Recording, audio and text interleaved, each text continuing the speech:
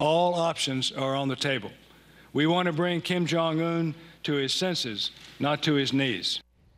Admiral Harry Harris, the top U.S. commander in the Pacific, emphasizing the Trump administration is not looking for a military confrontation with North Korea. And we're back now with the panel. Rich, clearly the policy of these three presidents, Clinton, Bush 43, and Obama, hasn't worked in stopping North Korea's nuclear weapons program. Do you understand what you think that the Trump strategy is in the ways that it's different from theirs, and do you have any confidence it's going to work? I think I do, which is to engage in saber rattling, to try to get the attention primarily of the Chinese and shake them loose and get them to pressure the North Korean regime more.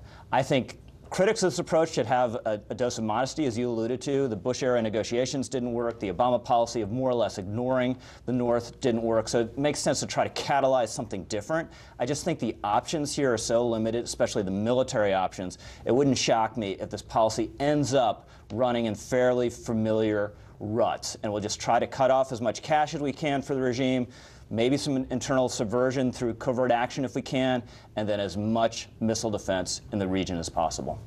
Congresswoman Edwards, if Kim Jong-un is as determined as he seems to be, and there's some thought that this isn't blackmail that he thinks the best survival for this administration, best chance of survival, is to develop a nuclear weapon, that'll prevent an invasion or an attack.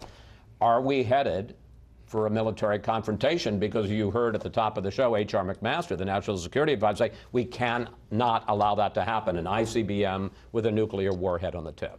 No, I think that's right, although I think that we've never really used the leverage that we can with China. And frankly, the leverage that each of these presidents has had is on trade, and there's been a patent unwillingness to use our leverage with China on trade as a way to get the Chinese more engaged in trying to hold down North Korea. Isn't this president, though? I mean, he really has made an offensive. He had the meeting at Mar-a-Lago with President Xi. He keeps talking about that. I mean, isn't he working the Chinese about as hard as he can? No, I don't think so. And frankly, I think that have the conversations which are very confused around whether or not we're going to foot the bill for the thermal defense system has complicated. The THAAD missile defense has actually complicated things because it makes it appear that we're not standing with South Korea as we should. And so I think it was good for General McMaster to kind of get that off the table, if you will, maybe until the next time. But our leverage with China is on trade. Our leverage is not in just trying to ask the Chinese to do what they need to do on that border with Korea. I want to switch subjects. There was more trouble this week, still more trouble for former or retired General Michael Flynn, briefly the president's national security advisor. As a former military intelligence officer, he took over $500,000 to do work for the government of Turkey. He took more than $33,000 to make a speech in Moscow for Russian television. And here this week was the top Democrat on the House Oversight Committee. This letter explicitly warned General Flynn as he entered retirement that the Constitution prohibited him from accepting any foreign government payments without advance permission.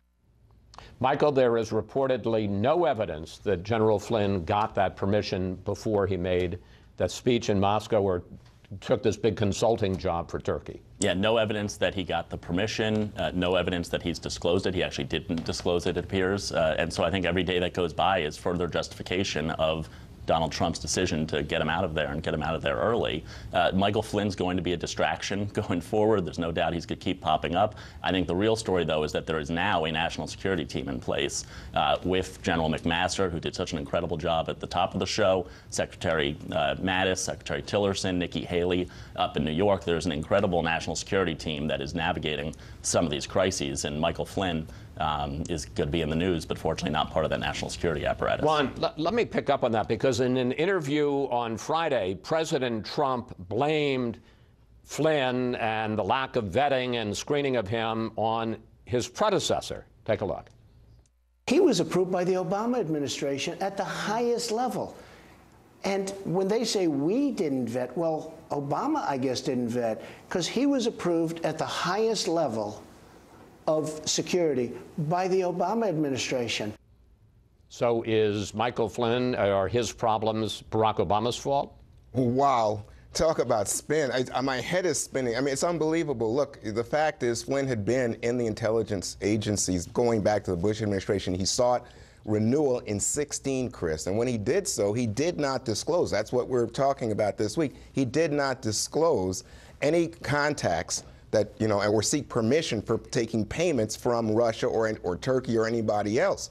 So what you have here is a situation where Michael Flynn, even subsequent to the renewal, then engaged in contacts, and we know Sally Yates, then the acting attorney general, went to the Obama administration, went to the Trump administration and said, this guy's lying about his contacts with the Russians. And we know that he also hid information from Vice President Pence. And Donald Trump, the president, sat on that information for 3 weeks before firing him. But the president says he was vetted by Barack Obama. He was vetted again in 2016 when he sought that renewal, but at that point he had not committed these acts that we are discussing now.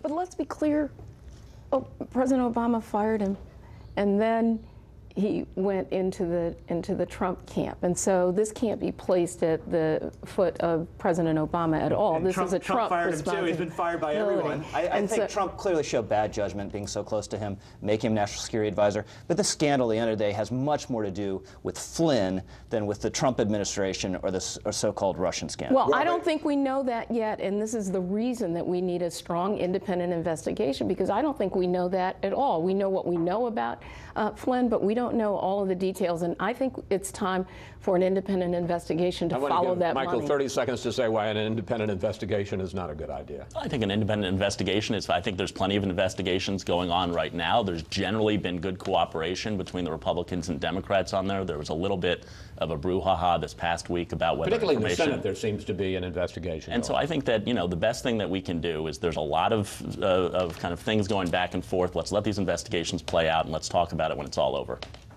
Thank you, panel. See you next Sunday.